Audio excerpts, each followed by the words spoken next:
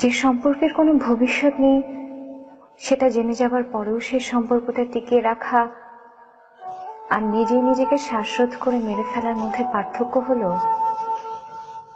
একটা এক্ষুনি মারা যাব আর অন্যটাই ধীরে ধীরে। আস্তে আস্তে মরার চেয়ে একেবারে মরে যাওয়াই অবশ্য ভালো।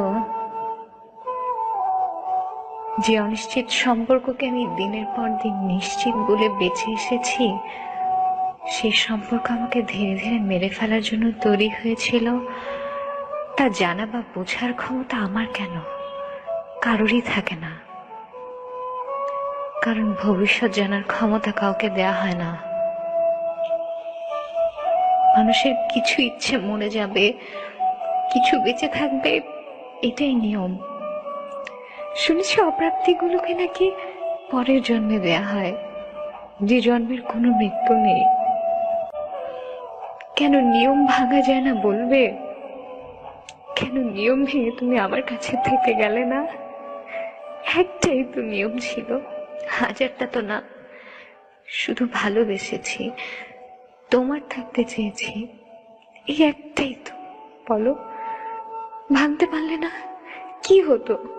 যুদ্ধ নিশ্চয় হতো না, মানুষও মরতো না।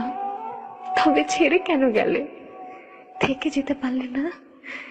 নিয়ম তো কত লোকেই ভাঙে, তুমি কেন আমাকে পৃথিবীতে ভালোভাবে বাঁচিয়ে রাখার জন্য একটা নিয়ম ভাঙলে না? কেন চলে গেলে? আমি তো কোনো অন্যায় করিনি, কোনো অন্যায় করিনি। হাজারটা শীতের রাতে চাদর গায়ে হিম ঠান্ডায় তোমার জন্য জেগে থাকা মানুষটা তো আমিই ছিলাম। তোমার সেসব কিচ্ছু মনে নেই? তারপর সেবার বৈশাখে শহরের পিচ ঢালা পথে আলতা মাখা পায়ে সারা রাস্তা যে দুজন একসাথে খালি পায়ে হাঁটলাম, সে কথাও কি মনে নেই? তোমার কি কিচ্ছু মনে পড়ে না? হারিয়ে যাবো বললে অমনি তুমি চোখ রাঙাতে, আমি তখন বাচ্চাদের মতো কান ধরে ক্ষমা চাইতাম। ভুলে গেছো তুমি? কিচ্ছু মনে পড়ে না তোমার? আমাদের একসাথে থাকা সেই দিন, একসাথে হাঁটা, পথ চলা, গল্প বলা, কিছু মনে পড়ে না? কেন থেকে গেলে না?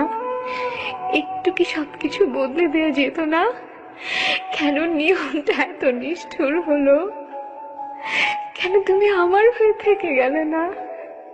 কেন নিয়ম ভাঙা গেল না? কেন নিয়মটা ভাঙতে পারলে না? কেন নিয়মটা ভাঙতে পারলে না? একটা নিয়ম তুমি কেন আমার জন্য ভাঙলে না সেদিন? কেন একটা নিয়ম ভাঙনি?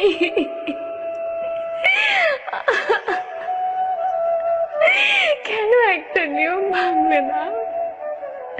কেন চলে গেলে?